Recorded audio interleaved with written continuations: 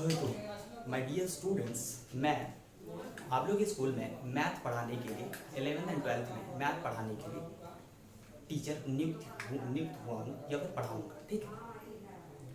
और आज हम ये पहला मेरा वीडियो है, तो शो देखते हैं, आज से शुरू करते हैं और स्टेप बाय स्टेप चीज़ों को सीखते जाएंगे कि क्या क्या चीज़ें हैं। बट हम आज क्लास 11th के पहले चैप्टर को लेंगे जो सेट के नाम से हमारे यहाँ है। तो हम देखें एनसीईआरटी में सेट के नाम से, तो सेट के लिए क्या क्या चीज़ें ज़रूरत पड़ती है हमें, वो सारी चीज़ें हम बेसिकली पढ़ते, फिर हम जानेंगे अच्छे से कि क्या क्या चीज़ें हमें कर रखना है, ठीक है।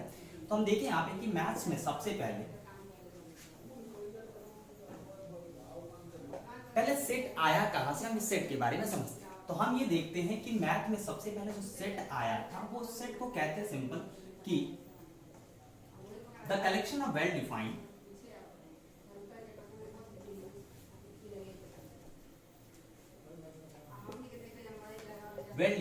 Object is called set.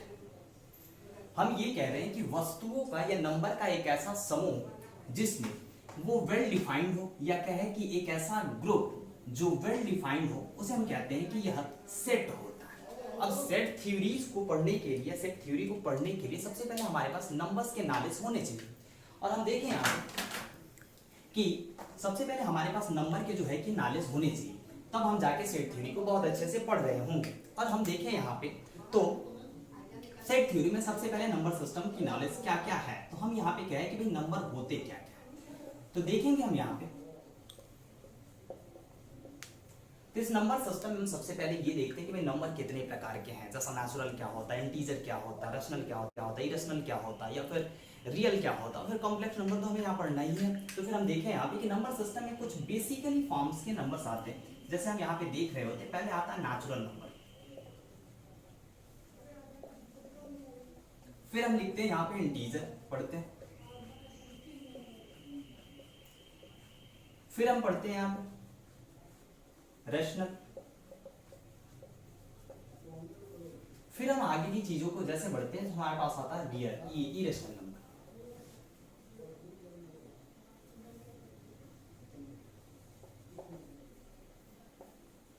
फिर हम आगे जब इसके बढ़ते हैं तो हमारे पास ये इरेशनल और रैशनल को मिला के रियल बन रहा होता है। और ये चीजें हम अभी तक हाई स्कूल तक पढ़ के आते हैं, यानी 10th की क्लास तक पढ़ के आते हैं। जब हम 11 में जाते हैं तो एक नए नंबर से हम इंट्रोड्यूस होते हैं और उसे हम कहते हैं कॉम्प्लेक्स नंबर।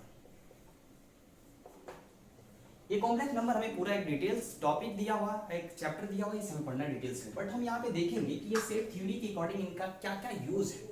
तो हम कहते हैं, मैंने पहले ही कहा है कि the collection of well defined object is called a set. या किसी वस्तुओं की ऐसे संग्रह, या किसी कोई वस्तु का संग्रह सेट होगा कि नहीं होगा, तो उसके लिए हमें सबसे पहले ये नॉलेज होना चाहिए कि भाई ये सेट वेल डिफाइंड है कि नहीं है।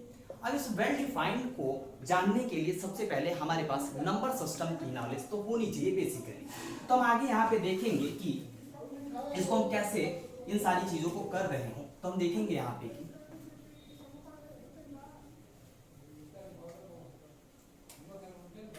हम सबसे पहले यहाँ बातें करते हैं नेचुरल नंबर की। तो हम देखेंगे नेचुरल नंबर में, या फिर हम ये जाने कि सबसे पहले जो प्राइमरली आया था वो डिजिट्स आया था।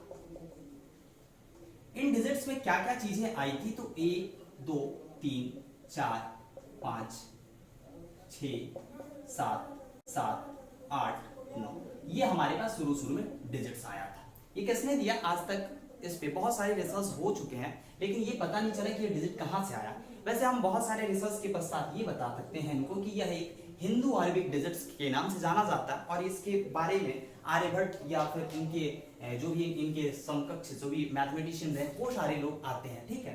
बट हम चीजें जैसे आगे बढ़ती गई तो ये नंबर, इन नंबर के आगे हमें अपना एप्लीकेशन शुरू किया। अब सबसे पहले जो मैथमेटिशियन आए थे उन्होंने इस नंबर्स को ये कहा कि ये जो नंबर होते हैं, मान लेते हैं कि ये कोई हमारे पास सेट है, जैसे हम नेचुरल ही मान लेते हैं, तो ये अगर नेचुरल नंबर है तो उन्होंने कहा कि n plus is also a natural number. फिर उन्होंने ये कहा कि भाई ये जो n प्लस होता है वो n प्लस 1 होता है। तो ये ग्राहम पियानो का एक थीसिस था, जिसके बेसिस पे उन्होंने कहा कि ये जो डिजिट हमें मिल रखे हैं ये एक फिक्स वैल्यू या फिक्स नंबर के पश्चात प्राप्त हो जाते हैं। जब हम पीछे वाले नंबर में एक फिक्स नंबर ऐड करते हैं तो ये हमारे आगे वाले नंबर आ जाते हैं। इस स्थिति में जब नंबर्स आगे बढ़े तो बहुत सारे नंबर सिस्टम के बहुत सारे नंबर सिस्टम आ गए और उसमें जैसे नेचुरल नंबर आया, ये सारी चीजें आई। तो हम बेसिकली इन सबको जान रहे होंगे थोड़ा थोड़ा कि होता क्या है। जैसे हम नेचुरल नंबर की बात कर ले तो नेचुरल नंबर में आएगा क्या क्या, तो हम देखेंगे कि यहाँ पे 1 2 3 4 dot dot dot up to infinity, मतलब इस तरीके की चीजें नंबर सिस्टम नेचुरल नंबर में आ रही होंगी। अगर इंटीजर्स की हम बात करेंगे तो इंटीजर में कुछ इस तरीके की चीजें आ रही होंगी। जैसे इंटीजर जितने नेगेटिव, सारे नेगेटिव नंबर्स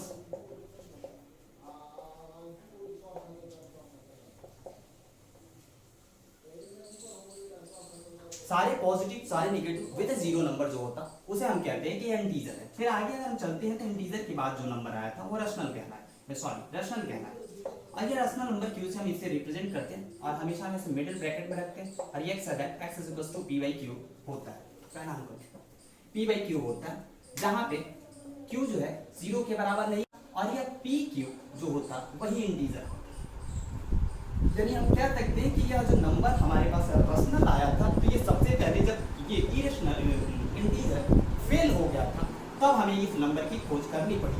और इसमें इंटीजर्स में ये कहा गया कि मान लेते हैं कि किसी भी दो इंटीजर का जो सम होता है वह इंटीजर होता है, दो इंटीजर का जो सब्ट्रैक्शन होता है वह इंटीजर होता है, दो इंटीजर का जो मल्टीप्लिकेशन होता है वह इंटीजर होता है, लेकिन दो इंटीजर का जो डिवीजन होता है वह इंटीजर नहीं होता। और इस थेसिस यानी ये नंबर इस ऑपरेशन पे फेल होने की वजह से इसका कॉन्सेप्ट हमें निकालना पड़ा कि दो इंटीजर, दो रैशनल नंबर या दो इंटीजर का जो डिफरेंस होता है, डिवीजन होता है, उसे हम रैशनल नंबर कहते हैं।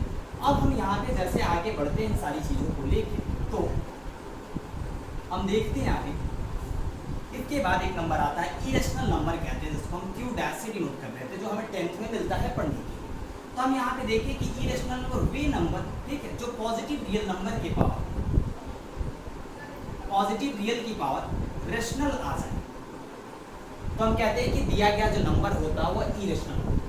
अब इसमें जो नंबर आ जाएंगे वो जैसे रूट में 3, रूट में 5, रूट में 7, यानी जो भी अंडर रूट वाले नंबर्स होंगे तकरीबन वो सारे नंबर इरेशनल नंबर ही होते हैं, ठीक है। जब ये चीजें खत्म हुई तो इसके बाद एक ऐसा नंबर आया जिसे हम रियल के नाम से जानते हैं। अब यह जो रियल नंबर होता है यह दो प्रकार से बनाया जाता है, एक होता है इसमें रैशनल नंबर और दूसरा होता है इसमें इरेशनल। अब इस रैशनल नंबर की भी कुछ अलग से बेसिकली प्रॉपर्टी, बट हमें वहां पे जाना नहीं, वो हमारा सिलेबस नहीं है। लेकिन अगर हम जाने नॉर्मली इसको तो ये रैशनल नंबर भी दो प्रकार से बनाया जाता है, एक होता है इसमें इंटीजर और दूसरा होता है डेसिमल। लेकिन हमें ये सारी चीजें नहीं जानना, हमें तो जानना सेट। तो हम जानेंगे आगे कि भाई रैशनल रियल नंबर ये होता है और आगे वाले जो नंबर्स आते हैं वो सब कॉम्प्लेक्स नंबर कहते हैं। तो कॉम्प्लेक्स नंबर जो है हमारे पास, इसे हमें तो पढ़ना ही है कि हमारा ये चैप्टर है, तो हम आगे की चीजों को देखेंगे। तो हम पढ़ते हैं यहाँ पे कि सेट होता क्या, ये बेसिक इंट्रोडक्शन था इस चैप्टर का। तो हम यहाँ पे देखेंगे कि सेट क्या होता है। तो हम कहते हैं कि the collection of well defined object is called a set. किसी भी वस्तुओं का एक ऐसा संग्रह जो निश्चित हो या वेल डिफाइंड हो उसे हम कहेंगे कि वो सेट है। अर्थात हम ये कह सकते हैं कि the collection of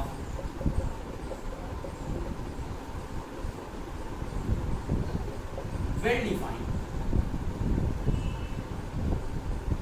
object is called sets. अब हम यहाँ पे मैंने कहा है कि वस्तुओं का एक ऐसा संग्रह जो वेल डिफाइंड हो सेट कहलाता है। अब ये वेल डिफाइंड क्या होता है तो हम देखेंगे बच्चों कि वेल डिफाइंड का मतलब है यहाँ पे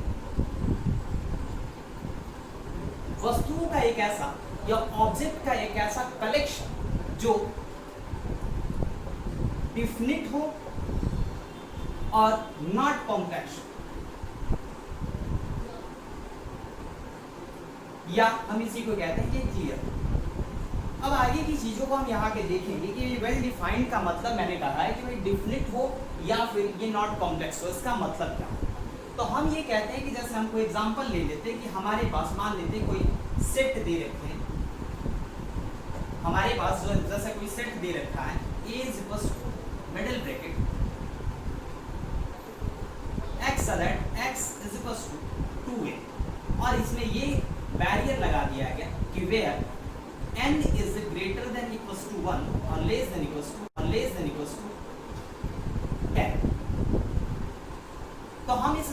बारे में अगर या इस कलेक्शन के बारे में अगर देखें तो इसमें दो चीजें तो क्लियर है। एक तो पहला कि यह डिफिनिट है, अर्थात 1 से लेकर 10 तक के डिजिट हैं तो इसलिए डिफिनिट हो गया। और दूसरी बात, यह नेचर में कॉम्प्लेक्स भी नहीं है, इसमें सारे डिजिट्स के अपने अपने एक वैल्यू हैं और इस वजह से यह कॉम्प्लेक्सिबिलिटी को दूर करता, कॉम्प्लेक्स नहीं।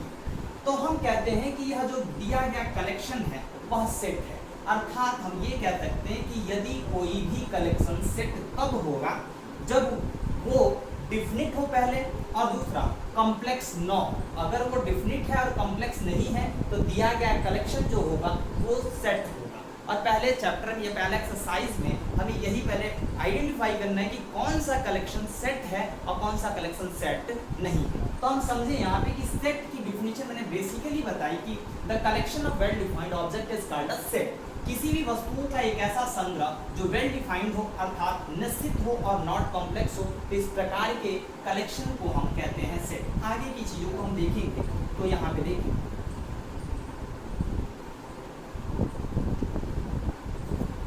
कि सेट की अगर हम बात करें तो there are two type of set. Set जो होते हैं वो दो प्रकार के। पहला जो सेट होता है उसे हम कहते हैं लिस्टिंग फॉर्म, या इसी को कहते हैं रोस्टर फॉर्म, और दूसरे को हम कहते हैं यहां पे सेट बिल्डर फॉर्म।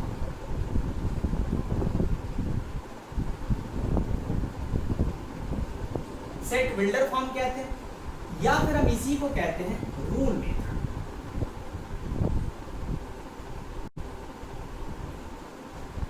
अब हम इन बातों को समझते हैं कि ये लिस्टिंग फॉर्म क्या होता है या रोस्टर फॉर्म क्या होता है और सेट बिल्डर फॉर्म क्या होता है या रूल मेथड क्या होता है। तो हम कहते हैं कि इन एनी सेट्स या इन एनी कलेक्शन, सेट कहते हैं इन any set the show off all element of a set. ये क्या कहते हैं कि जब हम किसी कलेक्शन या किसी भी सेट के सारे एलिमेंट को लिस्ट करते हैं, दिखाते हैं या दिखाते हुए रख देते हैं, तो उसे हम कहते हैं कि यह क्या है, लिस्टेड फॉर्म में है। हम ऐसे कह सकते हैं कि in any set is in listing form if all element show in listed order या show in listing order। जब हम सारे सेट के सारे एलिमेंट को लिस्ट कर देते हैं, दिखाते हैं, तो इस प्रकार के सेट को हम लिस्टेड या लिस्टिंग फॉर्म कहते हैं या रोस्टर फॉर्म कहते हैं। हम समझते हैं कि ये लिस्टिंग फॉर्म होता है। तो यहाँ पे हमने कहा है कि किसी भी सेट के जब हम सारे एलिमेंट्स, एंट्रीज या मेंबर्स को दिखाते हैं, शो करके लिख देते हैं जैसे के तैसे, तो उस तरीके से यह जो सेट होता है उसे हम लिस्टेड सेट कहते हैं, लिस्टिंग फॉर्म कहते हैं। सेट के फॉर्म को लिस्टिंग फॉर्म कहते हैं। जैसे हम देखें तो यहाँ पे लिख रहे हैं कि 1 2 3 4 5 6, ये हमारे पास एक कलेक्शन है। यदि एक कलेक्शन है तो इस बार ये जो कलेक्शन है या सेट है, तो ये तो पहले हम चेक करते हैं कि ये वेल डिफाइंड है कि नहीं, तब हम बता पा रहे होंगे कि यह सेट होगा और सेट है तो लिस्टेड फॉर्म में है कि नहीं, ये देखेंगे। तो सबसे पहले हम देखेंगे कि ये संख्या में डिफिनिट है कि नहीं। तो ये संख्या में डिफिनिट यानी 6 एलिमेंट्स है, यानी इसका ऑर्डिनल नंबर है 6। फिर आगे की अगर हम बात करें तो यह डिफिनिट भी है और कॉम्प्लेक्स भी नहीं है। जब यह डिफिनिट भी नहीं है और कॉम्प्लेक्स भी नहीं है, तो इस स्थिति में हम ये कहेंगे कि यह जो सेट या कलेक्शन जो ए है, यह एक प्रकार का सेट है। अब अगर ये सेट है तो इसके सारे एलिमेंट्स को हमने शो किया होगा, दिखा रखा है। और जब मैंने दिखा रखा है तो मैंने पहले ही कहा है कि all element of set listed in specific order कह ले या लिस्टेड इन स्पेसिफिक ऑर्डर, ठीक है, इंक्लूज्ड in curly braces, ठीक है, are middle bracket and separated by comma called a listed form। So आगे अगर हम देखें तो किसी भी सेट को जब हम जैसे जो सेट कहते हैं हमसे कहा जाए और वो सेट उस सेट के सारे एंट्री को अगर हम शो करके लिख देते हैं, तो इस प्रकार के जो भी सेट क्रिएट होते हैं या बनते हैं उसे हम कहते हैं वो सेट लिस्टेड फॉर्म है।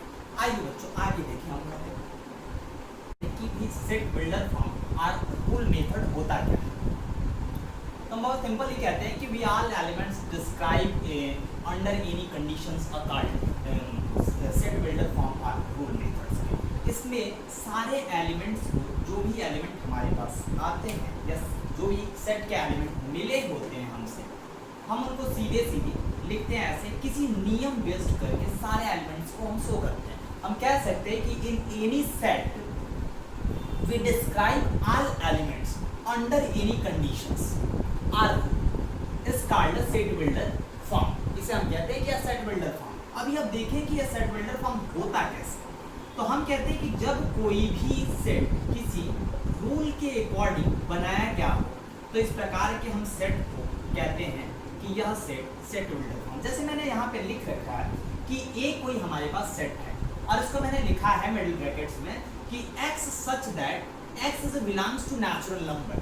हम ये कह रहे हैं कि x सूचित करता है कि x एक नेचुरल नंबर अर्थात प्राकृतिक संख्या है। अब यहाँ पे हम थोड़ा सा देखें तो ये जो है हमारे पास, इसे हम कहते हैं एलिमेंट।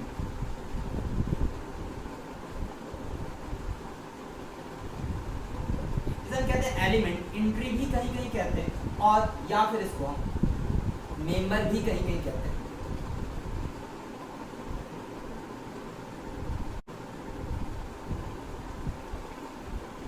और यहां पे इसको हम कहते हैं सच दैट, अर्थात इसका मतलब होता है मैथ्स में कि ये सूचित कर रहा है, और इसको हम कहते हैं बिलोंग्स टू।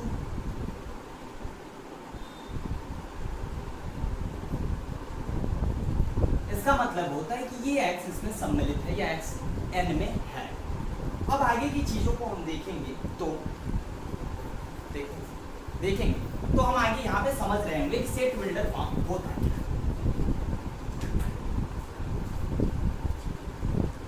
तो हम देखिए, जैसे कोई भी एलिमेंट्स ले लेते हैं हमारे पास, जैसे हम लेते हैं यहाँ पे कि a is equal to x that x belongs to natural number and x is greater than 1 is less than equal to 100। मैंने इसमें ये कह रखा है कि भाई अगर इसको हम देखें तो ये हमारे पास एंट्रीज है या फिर एलिमेंट है। ये कह रहे हैं कि x that x is belongs to natural number and, जबकि या व्हेन कह ले एंड कह ले, ठीक है, x का वैल्यू 1 से बड़ा या उसके बराबर तथा 100 से छोटा या उसके बराबर होगा। अर्थात अगर हम इस सेट के ये देखें कि यह जो सेट है, क्या ये सेट है कि कलेक्शन है, तो यहाँ पे बहुत इजी वे में हम इसको निकाल रहे होंगे कि ये पहले चेक करेंगे कि यह कलेक्शन वेल डिफाइंड है कि नहीं है। तो हम देखेंगे कि 1 से लेके 100 तक की संख्याएं हमें लिखनी है, प्राकृतिक संख्या लिखनी है। तो 1 से लेके 100 तक की जो प्राकृतिक संख्याएं होती है वो संख्या में निश्चित होती है। तो इसलिए हम यहाँ पे ये कहेंगे कि ये भाई क्वालिफाई कर रहा है, डिफिनिट भी है और कॉम्प्लेक्स भी नहीं है, क्योंकि सबके कुछ ना कुछ वैल्यू होते हैं। तो इसमें कोई जटिलता भी नहीं दिखाई गई है और यह जो कलेक्शन है वह संख्या में निश्चित है। इसलिए हम कहते हैं कि यह A इज अ सेट। इसलिए A क्या है? सेट है, और ये किस फॉर्म में है? तो सेट बिल्डर फॉर्म में। अब आगे की बातों को यहाँ पे जान, सेट के लिए एक बेसिक डिफिनीशन और सेट के लिए बेसिक चीजें और होती हैं कि सेट के किसी भी एलिमेंट या किसी भी सेट को रिप्रेजेंट किया जाता है कैपिटल लेटर से। हम कहते हैं कि the set in any set can represent या in any set is represented in capital letter of English alphabet. English alphabet के कैपिटल लेटर से इनको हम रिप्रेजेंट कर रहे होते हैं, जैसे ABC, इस तरीके की चीजों को लेके हम दिखाते हैं। जबकि all element of set is in the form of small letters, या all element of set is in small letter, या जो भी सेट यानी सेट के जो भी एलिमेंट होंगे वह स्मॉल लेटर में हो रहे होंगे। अब हम आगे की बातों को अगर देखें तो ये जानेंगे कि किसी भी सेट को मैंने अभी तक ये जाना है कि भाई कैपिटल लेटर से हम क्या करते हैं? रिप्रेजेंट करते हैं, और इनके एलिमेंट को जो भी एंट्रीज होती हैं उनको स्मॉल लेटर से हम रिप्रेजेंट कर रहे होते हैं, और इनको हम मिडिल ब्रैकेट या कर्ली ब्रेसेस में रखा जाता है।